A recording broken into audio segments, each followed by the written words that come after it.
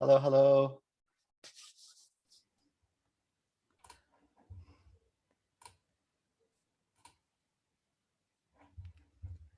Now let me test that I can actually help. Hey, everyone, we're allowing everybody to join. Hey, Eden, can you hear me? Yep, I can hear you. Can you hear me all right? I can hear you. For a while, in one webinar, I started and I kept on talking, and everybody had this puzzled look on their face. Turned out that I had my mic disconnected and my speakers disconnected, and they just see me moving my mouth. So awesome. So we have actually a ton of people who registered for the webinar and a ton of people who are entering right now. Okay, sounds We good. can actually get started. So hold on a second, make sure nothing worse than recording a webinar and then discovering that, or starting a webinar and discovering later. It's like, I didn't record it. God dang it. Yeah. So in a previous life, and I'm chatting because I'm allowing people to enter. In a previous life, I used to be the software architect for GoToMeeting, GoToWebinar. Okay. And it used to be horrendous because I would use the software and I would forget to record. And I'm like, guys, we should automatically record. And they're like, no one uses that. I'm like, are you kidding? I forget all the time. They're like, what? No. So anyways, let's jump right in. I think, yeah, more and more people joining. Hello, everyone. Super excited to have our webinar today and to have a very special guest. Obviously, all of you guys know her, and I cannot do her enough justice, but nonetheless,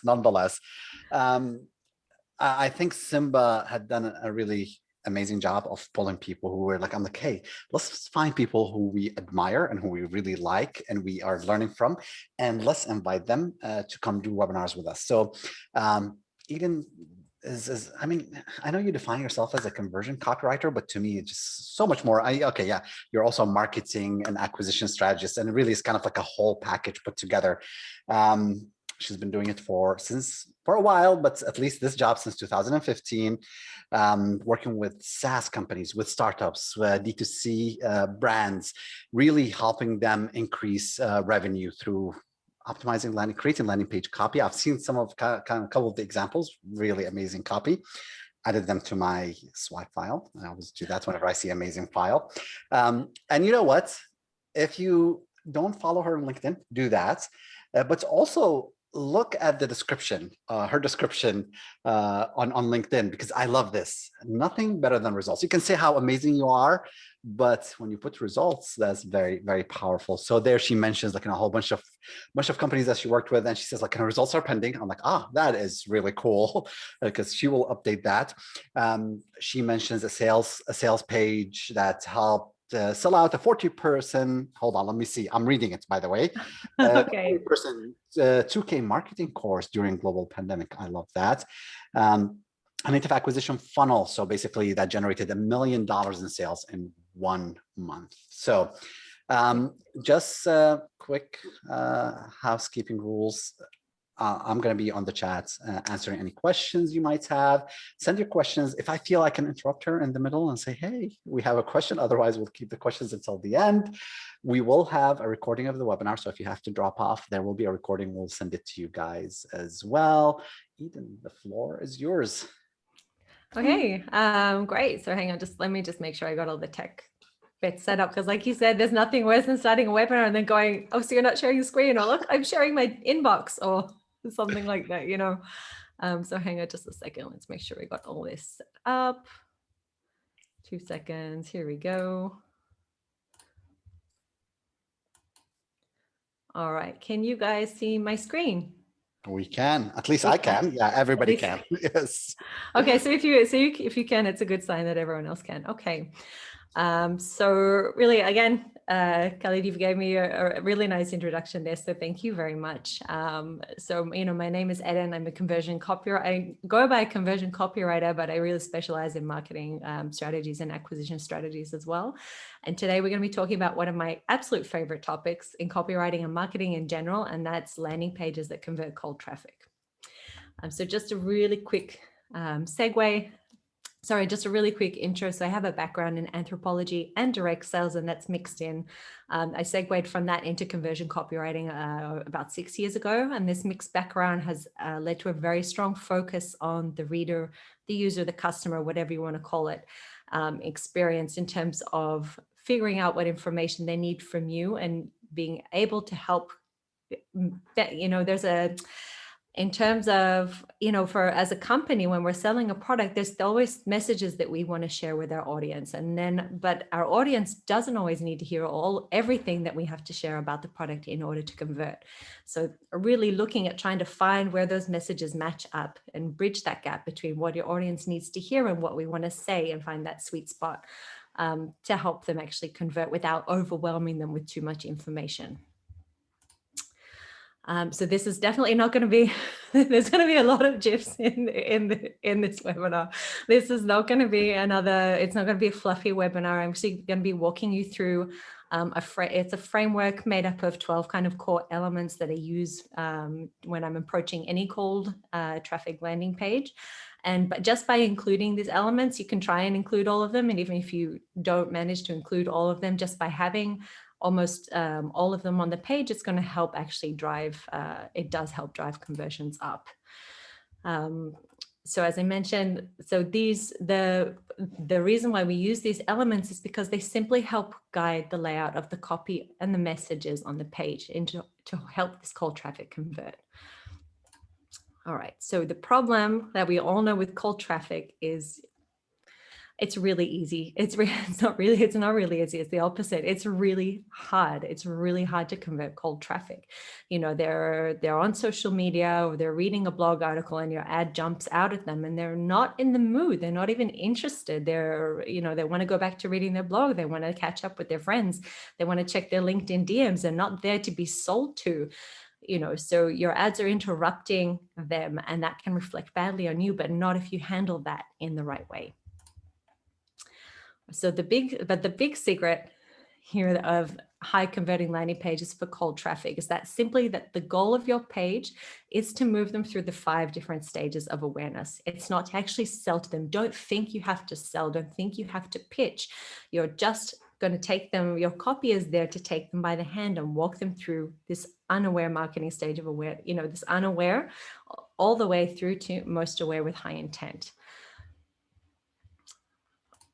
And like we said, the problem with most cold traffic landing pages, they get this wrong because they're trying to sell, or they're trying to pitch too much, too soon, or too early. And so the messages that they laid out on the page are not in line with the natural progression that the reader needs to make between the different stages of awareness. So if they're just browsing through their, their newsfeed on social, on Facebook, and they come across an ad, they think it looks interesting, they click on it, and immediately it's trying to push them towards a sale, they're going to bounce off because they're not in the mood, they're not coming with the intent to be sold to. So you have to meet them exactly where they are and walk them through these different stages of awareness slowly throughout as they start scrolling down the page, take them by the hand and walk them through there, all in the space of the page. So this framework works really well for anyone who's doing a lot of advertising. So it's great for DTC brands and e-commerce, but as well for SaaS. So anyone who works on a lot of paid acquisition. But this framework also works really well for high levels of B2B companies and larger SaaS companies, for example, because it can help shorten the sales cycle by actually giving ideal prospects a lot of information that they need up front in order to help move them closer towards becoming a customer. So it's kind of prepping the ground and turning them into more highly qualified lead instead of let's get an ebook and see who reads it. All right, so we're ready. Let's do this. Okay, so we're diving in right now to the cold traffic landing page framework. So the first 6 elements are the headline, the lead, which is also known as the subhead. We're going to introduce the pain and the problem. Then you're going to agitate the pain or problem. You're going to disqualify any other solutions that might exist. Then we're going to gently agitate the pain or the problem again. Then that enables you well, you're actually halfway through the page at this point, then it actually gives you the chance to number 7 to start introducing your product.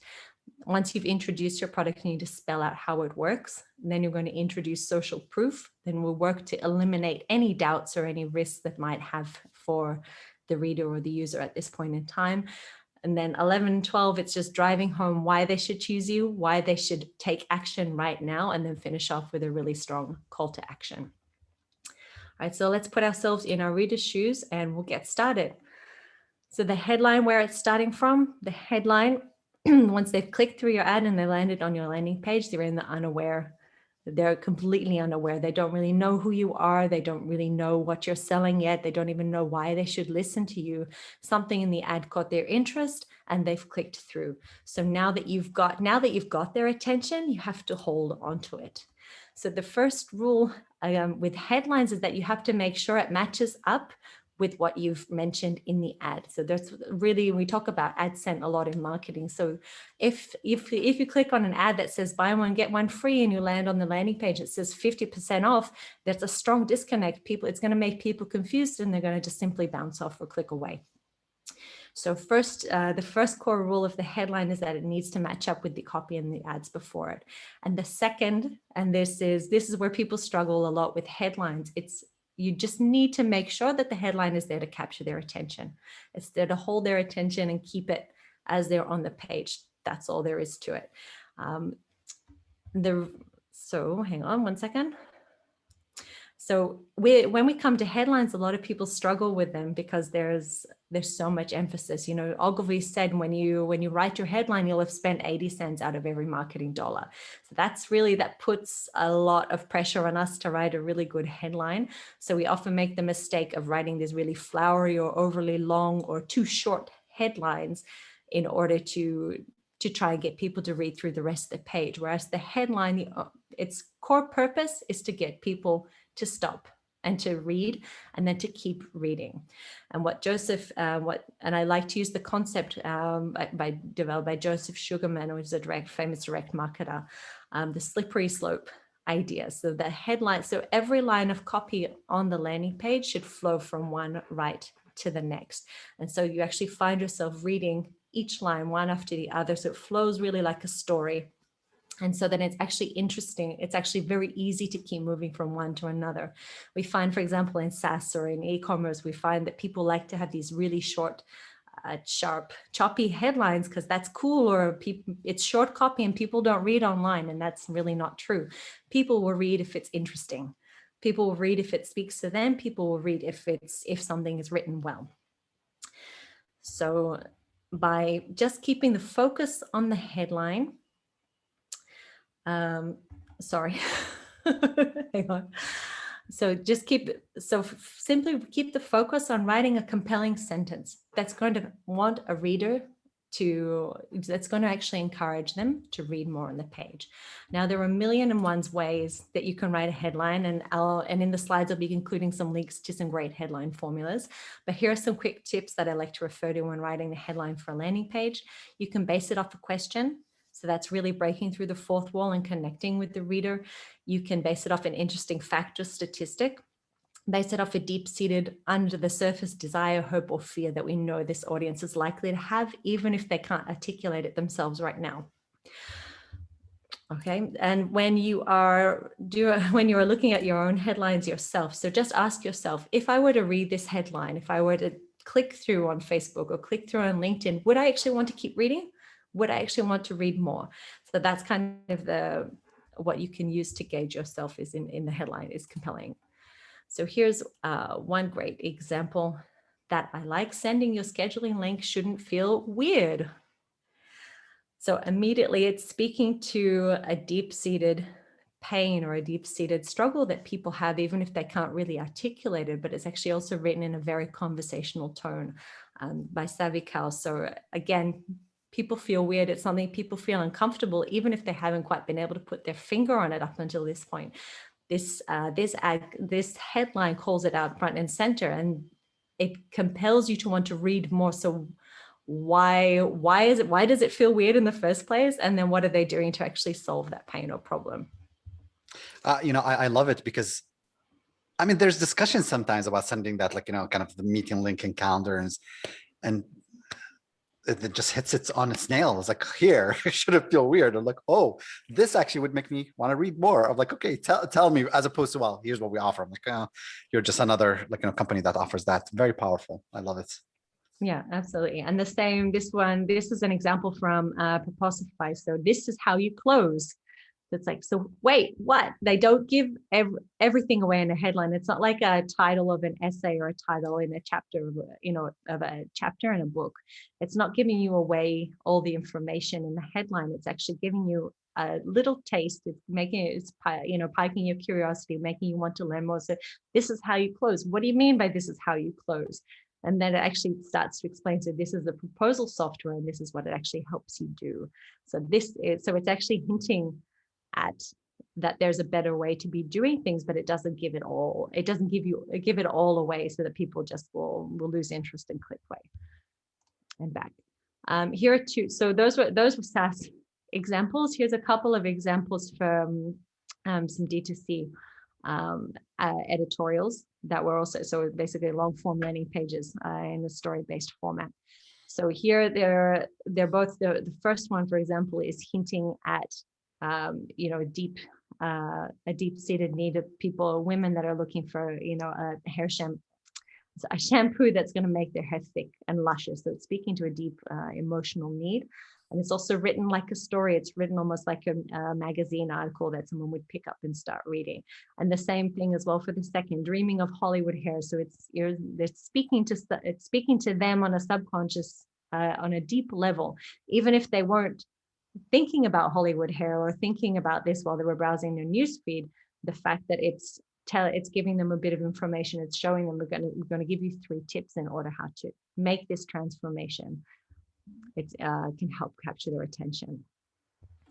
So the second element of high converting landing pages is the lead. So just like the headline, its purpose is to keep people to continue reading. We need each sentence to flow into the next so that people or feel like they're reading a story, and it makes the copy easy to follow along, even if it's really long. And like we mentioned, surprise, surprise, people do read long copy. They will read it long or short, online and offline, if it actually interests them. So what the lead is really saying, it's saying, follow me. It's saying you've read the headline, but there's actually a lot more waiting for you to discover below the fold. So it's actually trying to bring them from that. They're still unaware. They're still not really sure what it is, what you're selling, or why they should be interested in it. But this is hinting at that there's something more, there's something interesting to discover here. So the subheading here, or the lead, is meant to expand on what you've covered in the headline, give a little bit of more context, but still not reveal everything that's waiting for them on the page, because we want to reveal those pieces of information strategically one by one.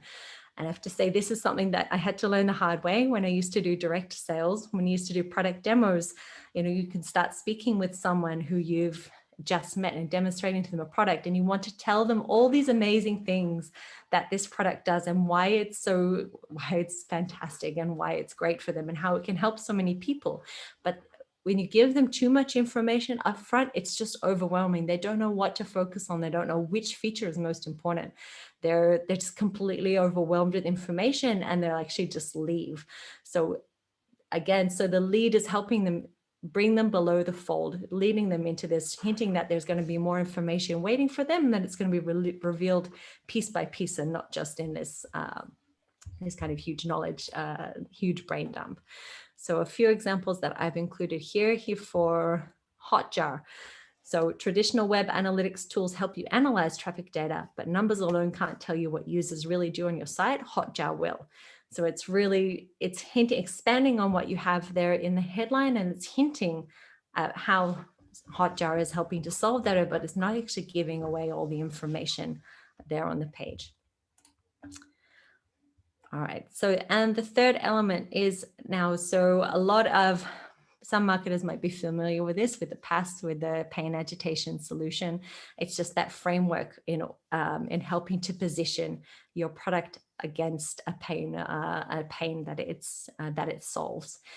And so this is where we start to transition them from being completely unaware to being pain or problem aware. So this is the teaser. This is the first section below the fold. It's the opening part to the rest of the page. And so even if they were feeling, even if the user or the reader was feeling there's something going on beneath the surface, maybe they were struggling with the pain or problem, but they don't even know how to articulate that yet. This is where we're actually going to articulate it for them. We're actually going to call their attention out that there is something that they might be struggling with, and this is what it could be. And this is this is something that it's a struggle, and that there are things that you can do to solve it. So the way to approach this section in terms of the copy is you can ask them a question. Have you ever felt, have you ever experienced, or bring up or start introducing an important fact, saying X number of Americans suffer from back pain, or 80% of women under the age 45 and over start to see signs of hair loss. So starting to introduce something that indicates that they may have a problem with that they're not even, they may be struggling with something that they're not even aware of. And this just to highlight the pain or problem, I really like this example from Proposify. They didn't just do it with words. It doesn't just have to be copy heavy. They've actually done it in the form of an infographic, asking you. And they did ask you a question here. This is highlighting the pain. So even if someone has landed on this page and isn't sure if they really need a proposal software at this stage, this is asking, does your current proposal software look anything like this? And just looking at it, you can see it's a mess. So it's starting to bring you the awareness that, oh yeah, this really is a mess. This is a problem. And this is something that actually can be solved. Here as well, this is a different example. This is from a lead generation page. So this, pop up, sorry. Sorry, pop up on my screen. We didn't see anything, so you're all good. Oh, okay. Okay, good. It popped up on my other screen. You're all good. Antivirus pop-up come up. So sorry. So and this part as well. So it's highlighting the fact, again, it's highlighting a problem. It's not just an individual problem, but this is actually a problem that's happening in the community, in the society around them, so that quite a few people are likely to be affected by it. Okay, so after we have we have introduced the concept of a problem, we are bringing them into the stage of awareness where they are pain aware.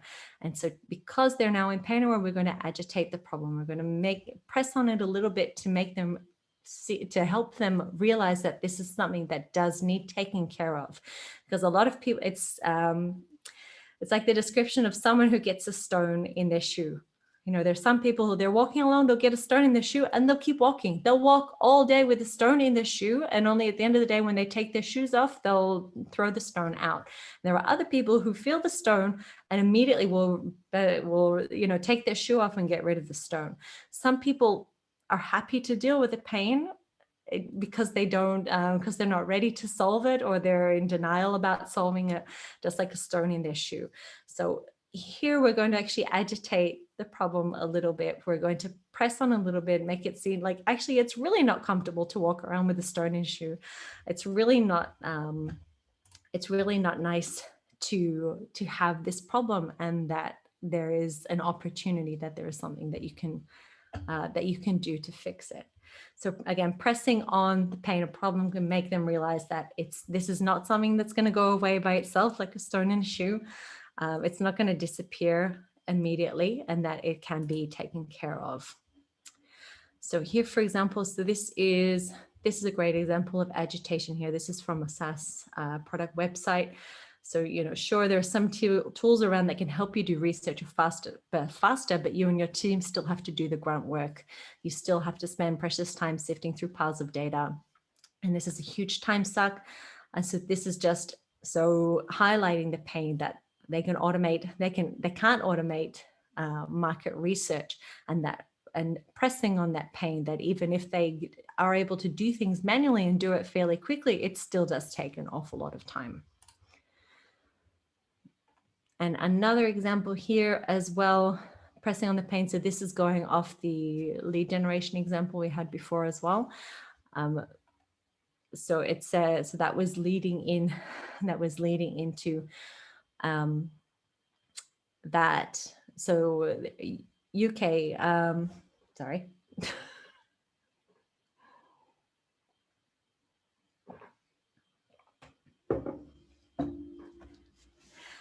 All good?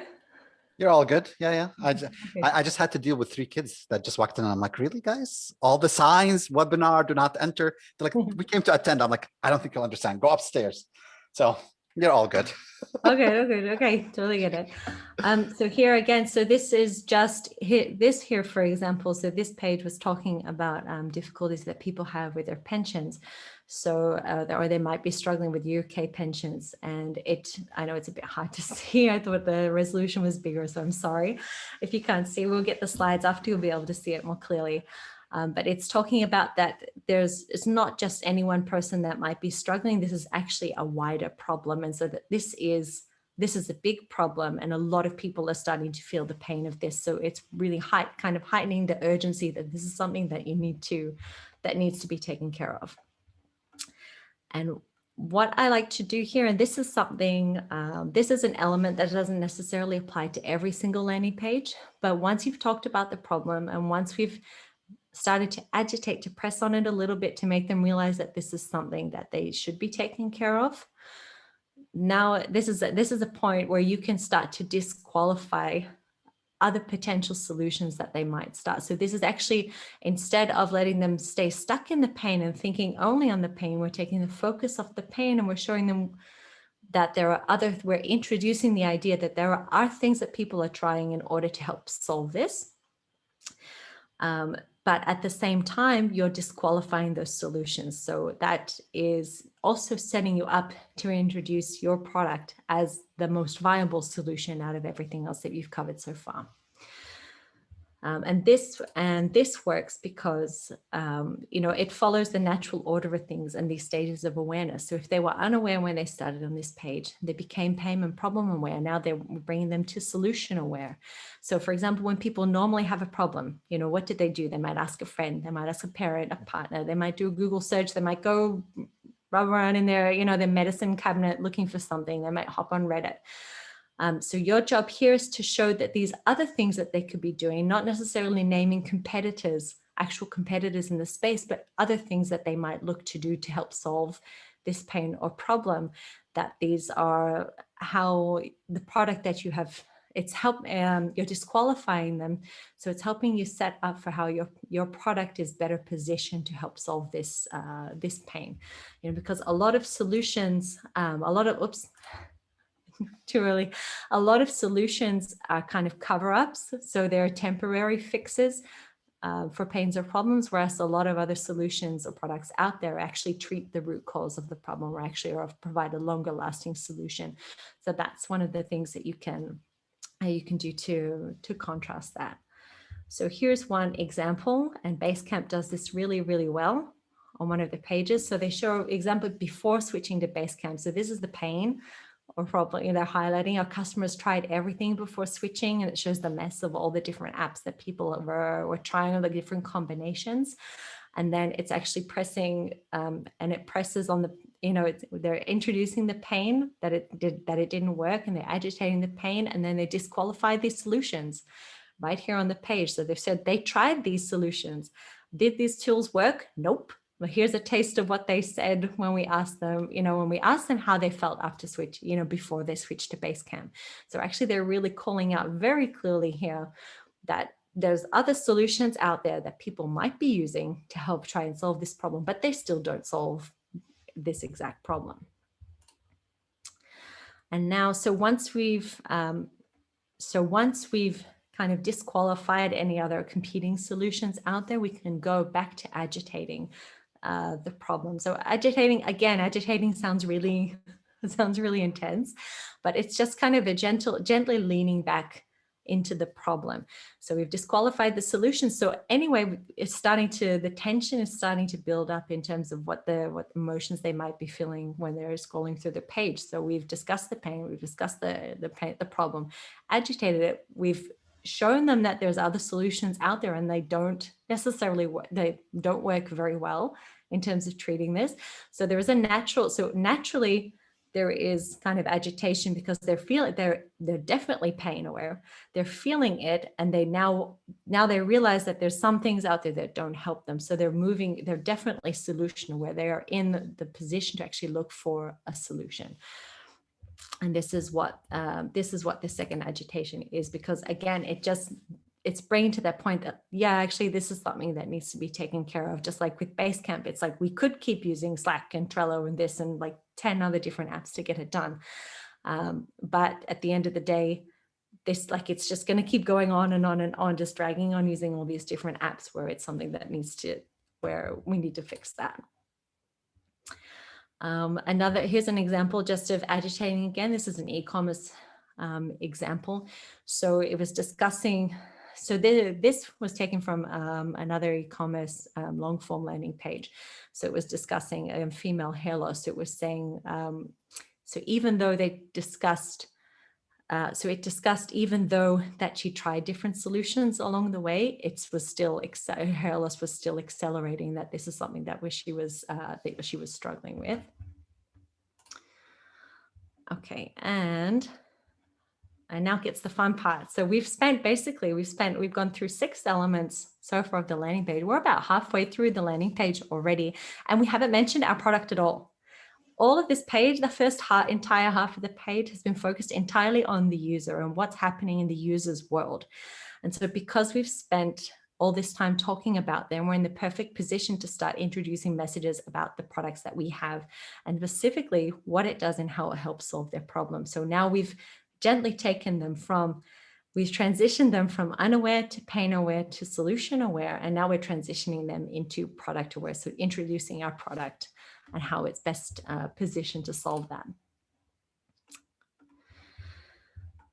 Okay. So, and again, so just as we know, positioning the product against the pain or the problem ensures a smooth transition, and that people see both from a logical perspective and from an emotional perspective how the product is best suited to help them solve this problem.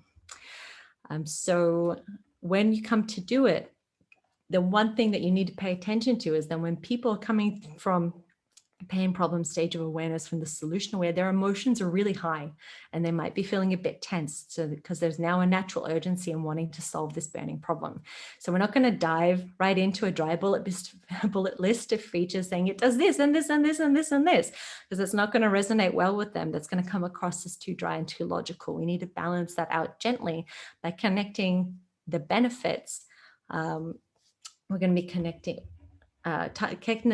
the benefits to the features. So we're not just going to talk features and not just going to talk benefits, but actually connect them together to show that how each feature of the product is helping them, is moving them 1 inch closer to helping them solve their problem. And the other thing as well they call out is just to be clear on actually what the product is. So if it's a software platform, it's a software platform. If it's a back brace, it's a back brace. If it's a face cream, it's a face cream. If it's a dashboard, it's a dashboard. You actually need to call it out, because sometimes people come to introduce their product like this amazing workplace management tool. It's like, so what does that mean? What actually is that? Or, it makes your face feel beautiful. Great. Makes your face look beautiful. Great. What is it? It's a serum. It's a makeup. So actually telling people what that product is, so they can start to imagine how it fits into their lives.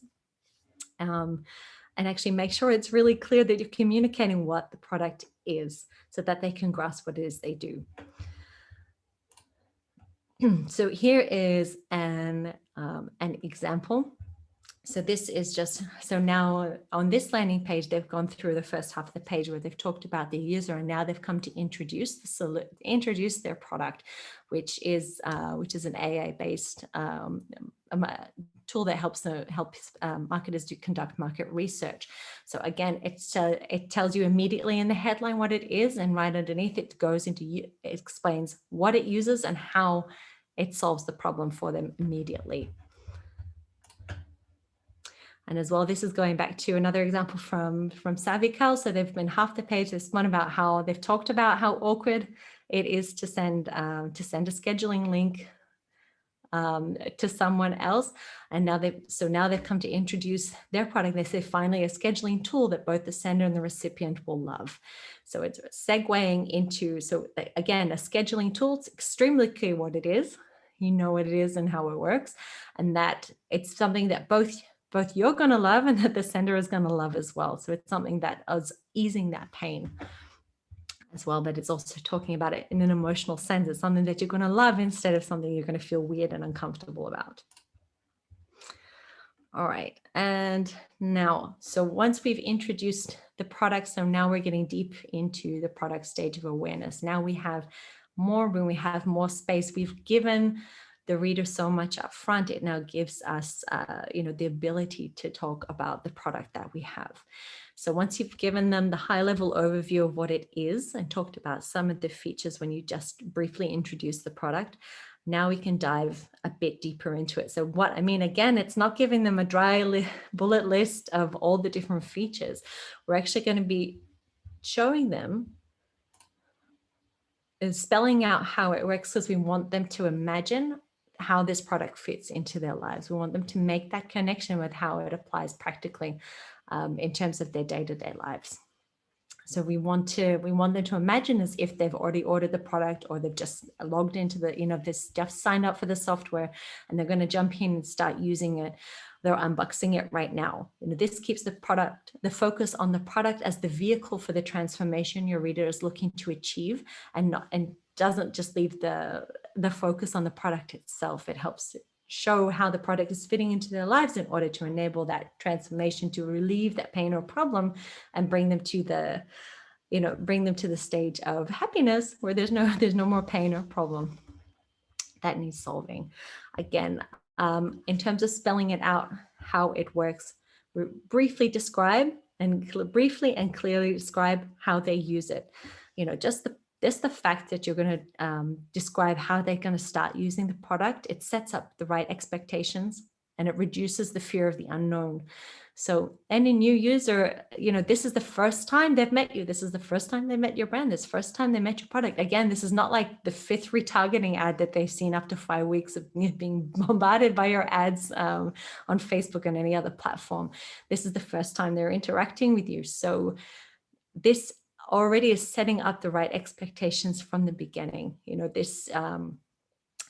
They do not need to guess at what will happen when they place their order, when they sign up and log in for the first time. They know what is supposed to happen, and that for them as a user is really, or as a customer, is extremely empowering. So by this point, they're starting to think like, this is something really interesting. I want to learn more. I'm thinking maybe about buying this, or I want to do some more information. So what we're doing here is just giving them that right information in the right time. We're showing them how it works, how they can play with it, how they use it. So there's a few different ways that you can do it. You can do that in a numbered list, in a sequential. So this is step 1, step 2, step 3, step 4. Sorry, you can use boxes or icons or different creative ways to do it, or you can tell a quick story. So if you have a customer use case, you can actually introduce a testimonial, say, I bought product X, this is what happened, arrived after shipping took 2 days.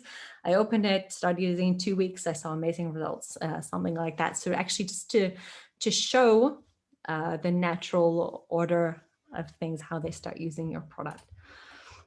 And this, for example, again, this is going back to another example for the marketing automation tool. So again, this is actually how you use it. Step 1, enter, search parameters. Step 2, let the AI do the work. And step 3, see everything. Whoa, really easy.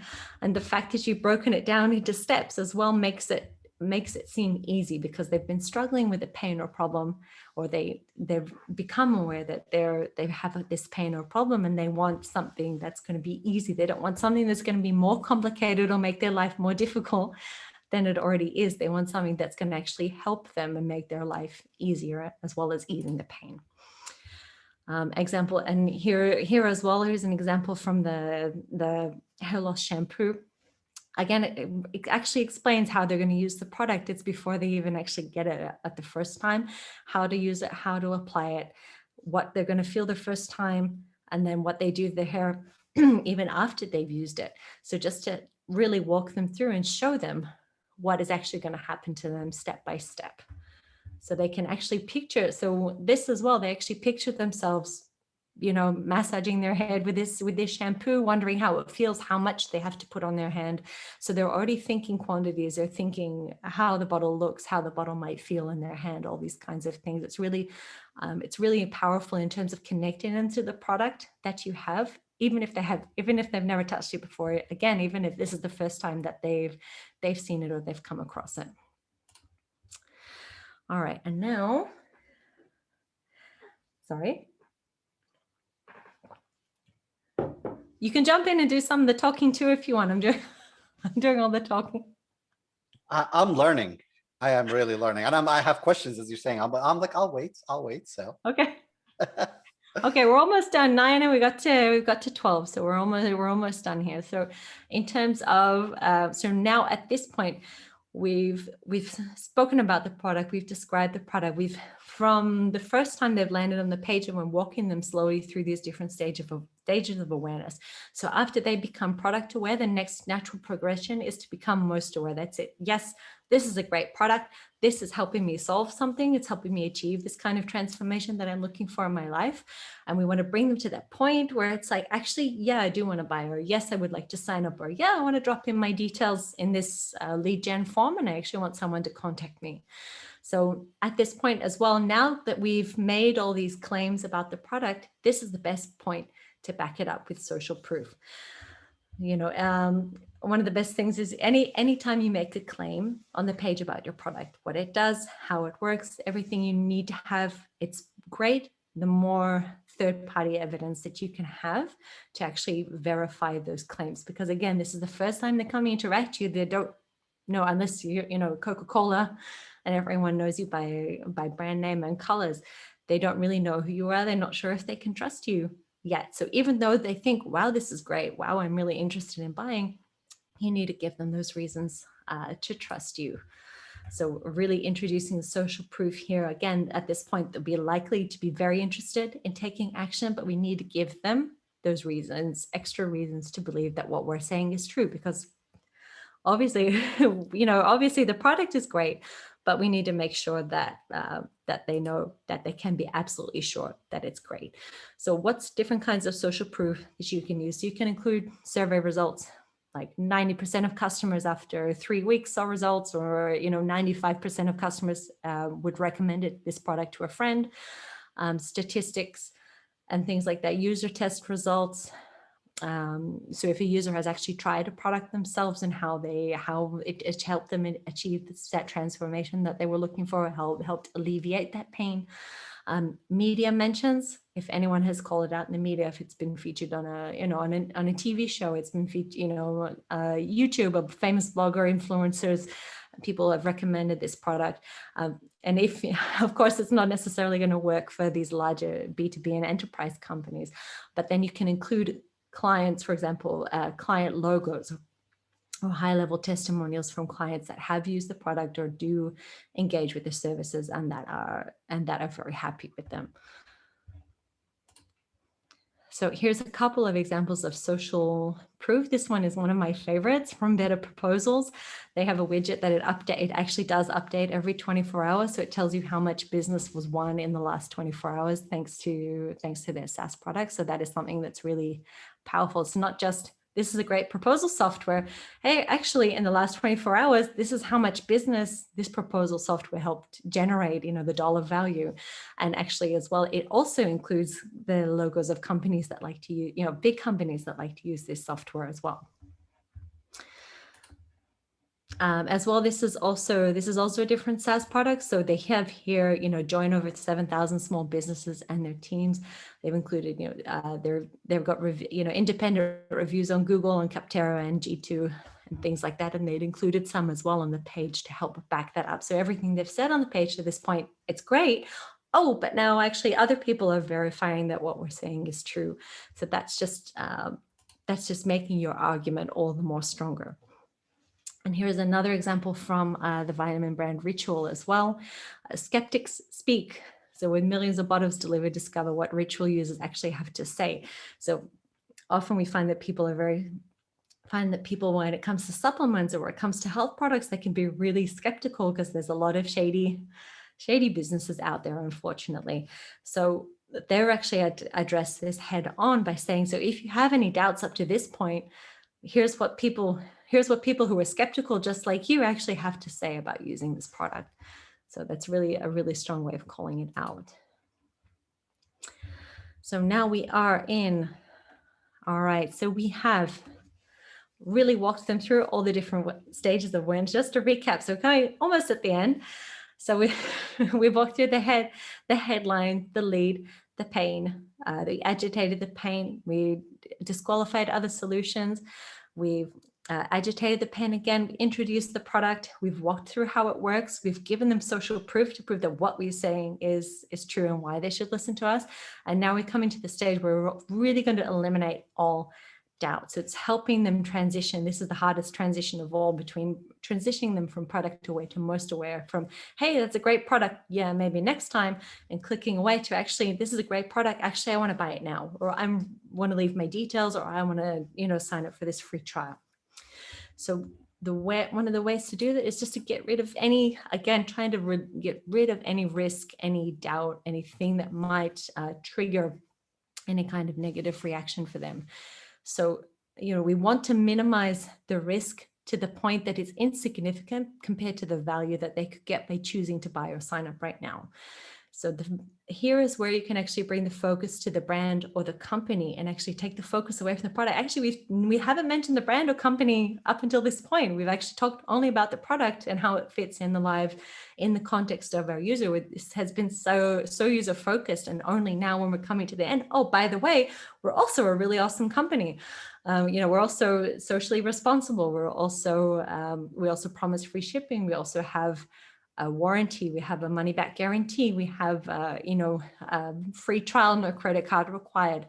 So at this stage, you're looking to give them any additional reasons to help make them feel that taking the action that we want them to take is really a no-brainer, that it actually really makes logical sense as well as emotional sense. So there are a few ways, again, you can do it. As I mentioned, if you have a money back guarantee, great. If you have a warranty on the product, again, if it's a physical product, e-commerce, you have a time, if it's to book a demo, do you have a time limit on the demo call, respecting the user's time? It's a 15-minute demo, it's a 20-minute demo. Can you promise that you're not going to hard sell to them? Do you have any frequently asked questions? Is there a way that you can actually address any further objections that or any common objections that people have? What about shipping? What about price? Are there additional fees and charges for shipping? How about the shipping time? Is it made in China? All these kinds of things that people might ask. You can actually take that and you can answer that as well from a brand and from a company perspective, and not just to actually show that the company behind this amazing product is also responsible. It's also a good company. It's also someone that you can trust. So here's an example of going back to the supplement, vitamin and supplement buying ritual. So again, easy to start, easy to cancel. Our team of scientists and nutritional experts are on a mission to turn your new healthy habit into a ritual. So this is close towards the bottom of the page, and it's hinting that it's not just easy to get started. You can cancel if you need to, or if you want to, or you change your mind. There's free shipping, you control your delivery date, and you have a 30-day money back guarantee. So this is really leading into the end. So it's really calling out all these different reasons why this is a no-brainer, why there's as least risk as possible for them in making a decision. All right, now coming down to the end, we're on to the last two elements. All right. So and by the way, we're getting a ton of questions, but I'm saving them because sometimes some of the questions are getting repeated. Some of them I'm not clear, so I'd love to hear your opinion, but we'll wait. We're giving you a chance to catch your breath. That's all right. Thank you. Yeah, I'd be happy to, of course, be happy to answer questions. We're this close to finishing. Thank you everyone for being patient. It's been awesome, jam-packed with information. So. Okay, fantastic. Great. I'm happy to hear. So the 11th element is now we're coming to the close. So we've walked with them. So we're bringing them now to the point where they are definitely most aware, with high intent, the high intent to actually take the action.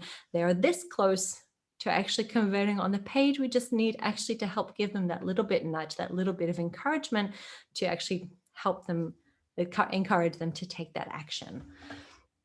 So this is where we're introducing the concept of why you and why now. So again, the point of this is to highlight that the product is helping them achieve a certain transformation in their own lives. It's helping solve a pain or problem that they weren't previously aware about. And it does help them make their life better. So again, it's not just about what specific features the product has. It's about what the product can do for them and how it suits their own purpose.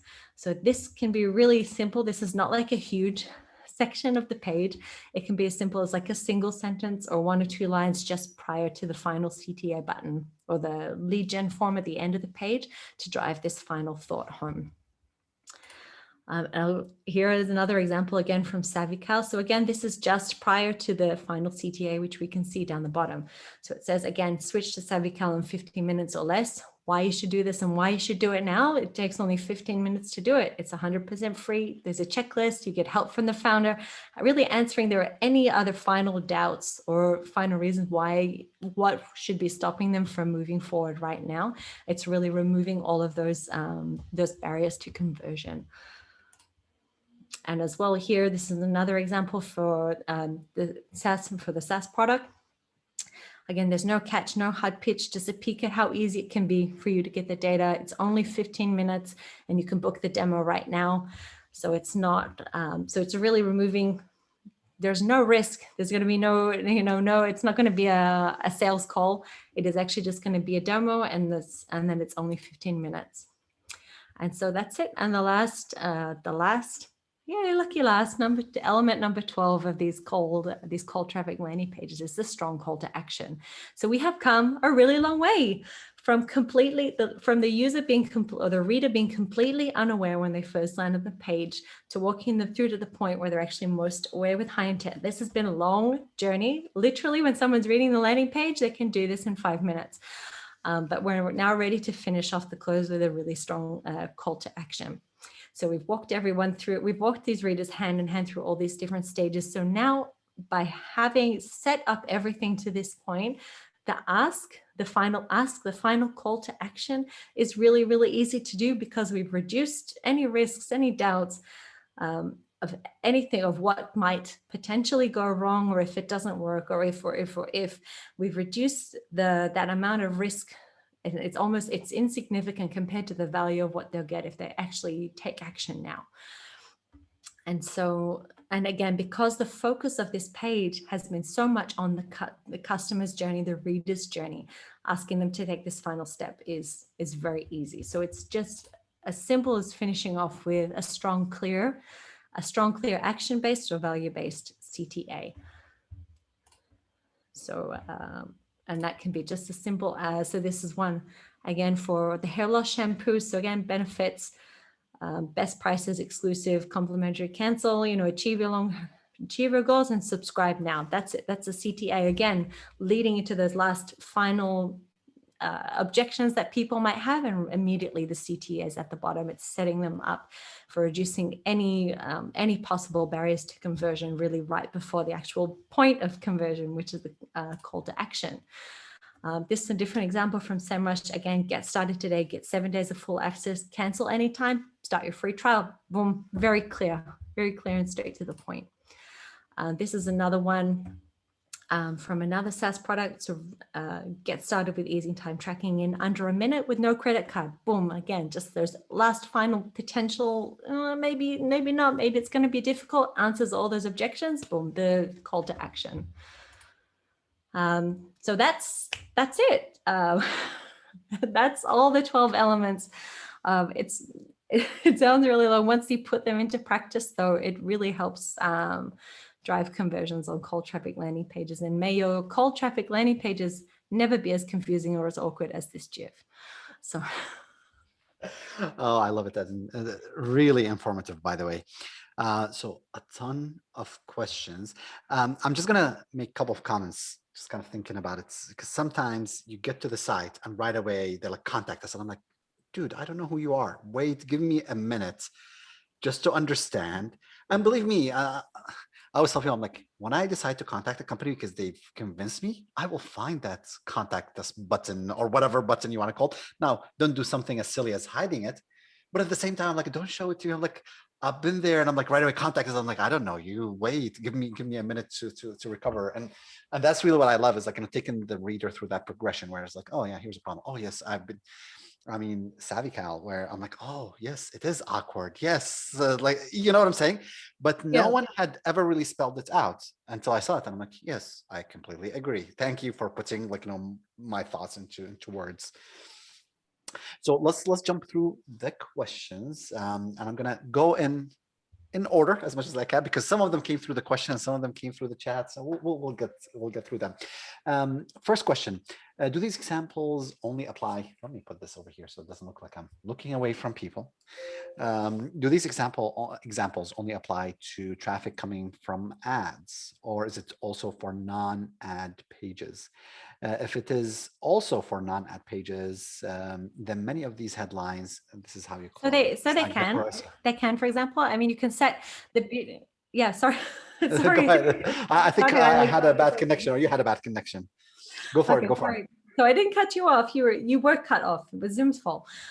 So We can always blame it on Zoom. yeah, so Mm. so the beauty of this is that you can actually apply it to a lot of different formats. So for example, I know a lot of performance marketers like to apply this. They apply it to the advertorial or the editorial kind of format. So it actually reads or looks like a blog post, but it actually contains all of these elements in it, and that makes it very powerful, especially for D2C brands. But you can actually set it up like a formal landing page, like a SaaS product, or you can have it almost, you can structure it like a blog post on a website as well. It's simply the process of taking people, again, it's just making sure you take them from that place of being totally unaware and revealing the bits of information one step at a time all the way to the end to actually bring them to this point where they're interested. Case studies, this also works really well for case studies. So if you actually want to structure something like a case study, so if it's enterprise or B2B high up company. So you structure, you assume that people are unaware when they start reading the case study. So then you actually introduce the pain, the problem, you actually introduce the facts, the statistics, and actually reveal along the way how the product does. So this also, again, it's a really flexible framework, but just these elements, you can kind of mix and match them for almost any application. And it's not, so it is primarily for cold traffic. It's really strong for helping convert cold traffic, but it also works for warm and hot traffic too. Awesome. By the way, I think this is and we'll go back to the webinar talk, but this is the most diverse group of attendees that we've had because we have people from as far as Japan, Ukraine, Saudi Arabia, all over the place, actually, Spain, all over the place. Hello, everyone. And I just kind of scrolled through and lots of people said hi and I didn't respond. So I'm sorry. Hello, everyone. So, but let's continue on that thought. The question was like, do you think like, like the headlines that said, this is how you close. And the question was, well, this is not great for SEO. So if I use it, what are your thoughts on that? Kind of the conversion copy versus the SEO copy. How do you handle that when like, when you're working with companies? So again, it's different if you're running paid ads to the landing page, unless the landing page is like hosted on your website or it's hosted on a third-party site or like Unbounce or Lead Pages or something else is kind of floating there in the internet and isn't necessarily embedded in your site. I always, it's if you're using this on a page on your site, you will have other pages on the site that are also very SEO focused. At the end of the day, SEO is great, but what's important is if it's going to connect with the reader. I mean, you can look at weaving in SEO keywords, and Google's, the algorithms are so smart these days. They add so many long tail keywords and so many natural phrases into the writing that the more you write for the user, the more you write for the customer, then often the more high performing the article or the page is actually going to be, whether or not it's actually hit certain keyword targets. Awesome. So okay, I am overwhelmed right now with the number of questions, but we had promised some people because as we're speaking, we just got 11 more questions. And I'm like, oh gosh, and we had promised people to do some landing pages. So how about we do this? We'll take 2 or 3 more questions, and then I will send you the questions. And maybe you can record videos. It will make like great content as well. Like we can share them and we'll send them to kind of like everybody. It's just right now I think we have almost like 20 some questions. So Wow. to go through all of that Okay. is going to be a little tough. So I'm gonna I'm gonna pick a couple questions, and again I will beg you to answer questions. I think you're nice. You'll answer questions as well afterwards. So looking at the examples, let's say we are considering a landing page for a demo. What changes you would consider if the landing page's objective is a webinar sign up, for example, or content download? What do you think? So in terms of what, sorry, just to repeat the question. So yeah, if you're creating a landing page for a content download or for a webinar registration, would you use the same framework? So again, it would really depend on what the offer is. So again, it's not, this is the core of the framework. And so it is flexible. So the more elements you can include, the better. And it doesn't mean that it has to be a hugely long landing page either. You can dedicate a sentence or 2 sentences to each one of those sections, and you'll come up with a fairly small opt-in page or a content download page or something like that. The idea is simply that these are kind of checkpoints here for you to grade your page against. It's like, have I addressed this? Have I addressed this? Have I maybe addressed any objections? This is again suited to completely cold traffic, and this is actually getting people to encourage people to convert, even if it means they actually have to dig out their credit card and pay for something right now. So when you have a lower risk offer where it's just drop your email and we'll send you an ebook, or drop your email and sign up for this webinar, you won't necessarily have to do so much convincing. You don't necessarily have to go through all these phases, because they will learn more information as they go along throughout the webinar, as they read the ebook and things like that. So you don't need to stress about including all the elements on the page, especially if the offer is a lower risk offer. This is even for offers that are a few $100s or a few $1,000s. It's or a free trial that's going to turn into a paid SaaS, a paid subscription plan or something like that. Awesome. So everyone, we'll take a couple more questions. We had promised to do a landing page critique. So if you have a landing page you would like Eden to take a look at, I'm going to mostly moderate. When you have somebody who's really good, you just kind of shut up and listen. So that's what I'll do. But yeah, if you have a landing page, put it in the chat and let's take a look at it. Now, there's a bunch of questions that really came around the landing page length. So one question said, well, do I break the framework into multiple pages? So, kind of around that. And also, when's the page too long so the visitors are dropping and don't convert at the bottom?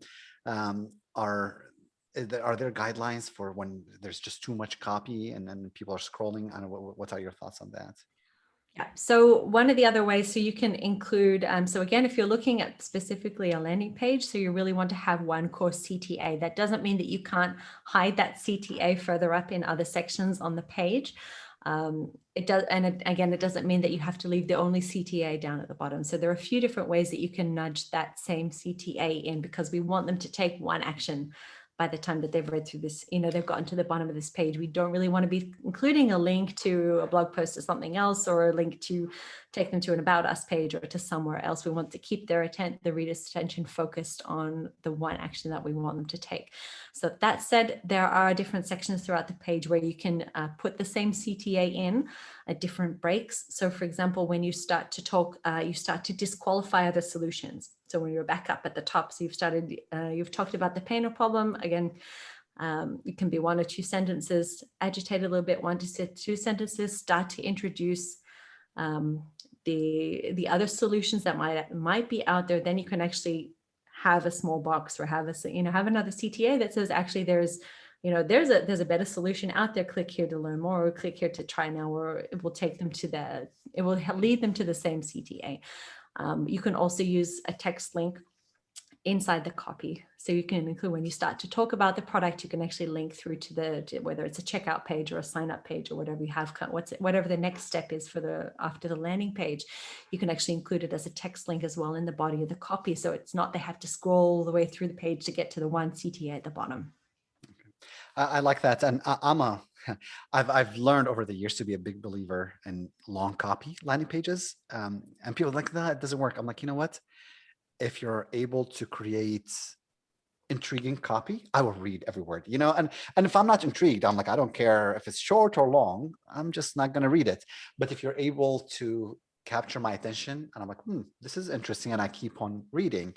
And we've tested this so many different times when it comes to CTAs, and this is sort of interesting. So we did this one very long copy for a SaaS website, and they hated it and took weeks to convince them. And ultimately we tested out, and it was interesting because we've also tested within that long copy whether we need to have multiple CTAs. So I think in one version it had like almost like 10 15 CTAs, and the other version had like only 4 of them, but it's the same copy otherwise. So what was interesting, on desktop, the version that had lower CTAs actually won. On mobile, the version that had more CTAs actually won. And figure, on desktop, it's easy for you to go back and forth. On mobile, no, you want those CTAs because you're not going to scroll up and down and all that. And I think the company we're working with, they're so excited. They're like, oh, it went from 0.5% conversion rate to a 1.5. And they're like, oh, this is absolutely amazing. People love it. And I wrote about this. I'm like, not really. 98.5% of the visitors still hate it. Yeah, it's better. It's like, it's nice when you work with a landing page, you're able to triple the conversion rate. But I'm like, still, majority of your visitors were not intrigued enough to actually to take a look. Another question, and we have an example, and then we'll finish because I think we've taken too much of your time. What time is it for you, by the way? And Oh, it's late. It's late. So it's all right. It's all right. So I'm lucky my kids are asleep. So that's why it's funny because like we usually do those webinars earlier, and Simba decided to schedule it this time. Maybe he worked it out with you. I always say, I'm like, see the speaker when they schedule. But I told him like, this time is scary because my kids tend to show up to meetings. Thus I had to run. I'm like, please leave me alone. And then my mom has a habit of calling me, which she didn't do. She's like, she would call, she's like, why aren't you answering? I'm like, I am in the middle of webinar with about 100 and some people. Please, but anyways. So a question over here. Do you think this approach would work with D2C brands with inexpensive products when the homepage is the main landing page? yes. Yes. Actually, yes, it absolutely does. There was actually, you could call it a case study. We adopted this approach about a year, almost 2 years ago, for a DTC brand where they were actually they were a jewelry brand, and so they were running their current product, so just the backstory, they were running their currently jewelry product. It was like a Swarovski bracelet, and they were running it, and they were kind of breaking even. But in order to actually start driving revenue, they actually had to increase the product price by like 50%. So how are they actually going to do that? How are they actually going to how are they going to bump up the price without angering any current users or without scaring off any new potential customers? So we wrote a long form landing page that we actually wrote it like a magazine style article, and we included all of these elements in the page. And as far as I know, it's still the control. Almost a year and a half or something later, it's still driving revenue for them.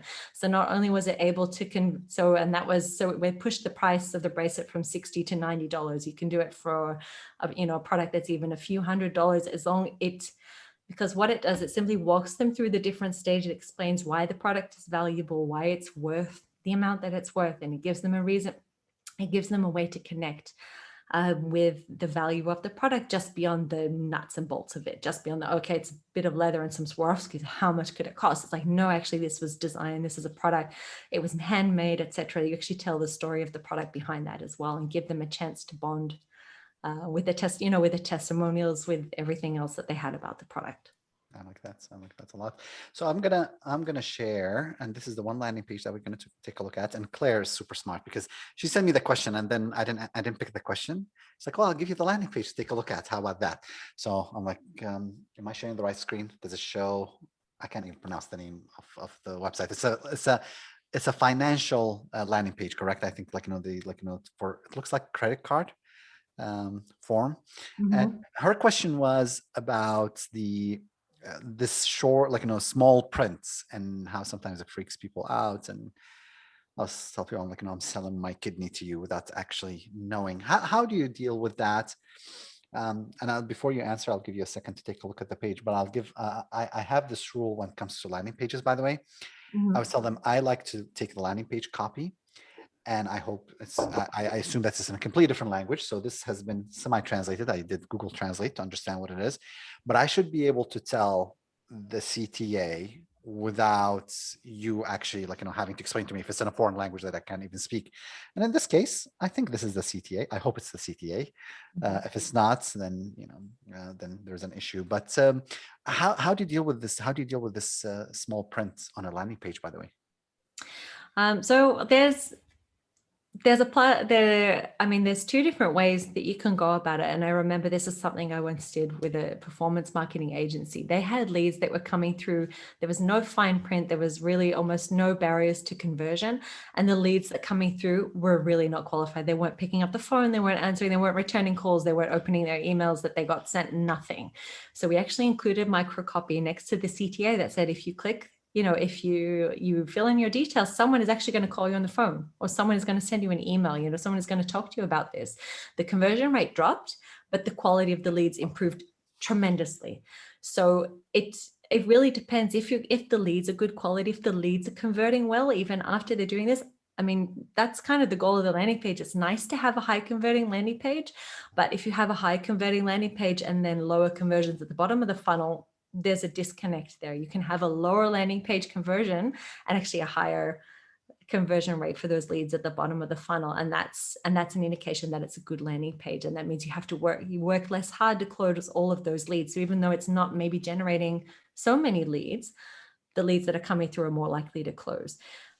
So this, and I know I can see that this here is about, that I've read all these things. One of the things that you might consider doing is actually maybe putting this on a separate page. So once they've actually filled, or maybe breaking up this form a little bit, so having just the first two fields, like their name and first last name, and their age, and then click through to finish off, and then having another 2 or 3 questions on the page, and then they need to just tick a box at the end. So kind of laying out the trail for them like breadcrumbs, so they don't feel like they have to, like you said, they don't have to sign away their kidney before they've actually they've actually learned anything else about the product. They feel like they've started the process, and they're just every time they progress past a page or past 2 questions, they just get asked another 2. And so it breaks, so it doesn't look so formidable or so scary in terms of helping them convert. Awesome. Awesome. Well, again, Eden, thank you so much for taking the time. I know it's late. We've taken over an hour and 10 minutes. Really appreciate the insights. Absolutely amazing. Lots of insights. We are going to be making the recording available to everybody. So we will send you a link, and we try and do it within the same week. I'm convincing Simba to do that. He's sitting listening, but I think he's used to used to that. We've got a couple of questions, by the way, and I completely understand. Would you be sharing the slides or not? Most of our speakers don't, by the way. So no big deal. No, I'm happy to share them. That was the idea. So I'm going to send it. I'll send it to you across afterwards. Awesome. And I noticed that you're using Canva for a presentation. So that's the first. I like that. So yeah, I found it really easy to make the presentation in Canva. Just present it from there. It's it was surprised. I was pleasantly surprised, but I've been doing it for about a year now, so it actually works really well. Awesome. Awesome. Again, thank you, everybody. I am going to send all the question to Eden, and hopefully she can record maybe short videos with those. We'll share them. It'll make interesting videos. And I'm assuming that everybody is already connected to her on LinkedIn. If you are not, go ahead and do that, and you can thank me later, because they're just absolutely, it's just like on daily basis. Actually, here I can. I'm not going to share this, but I have. I mean, I have the people that and this is my LinkedIn one. I have the people that I bookmark, and I'm like, oh, I need to go see their updates, because the LinkedIn algorithm just stinks.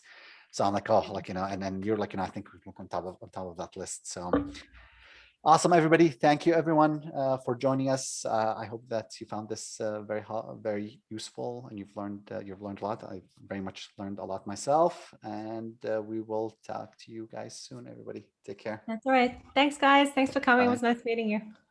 Thanks, Khalid. Thank you.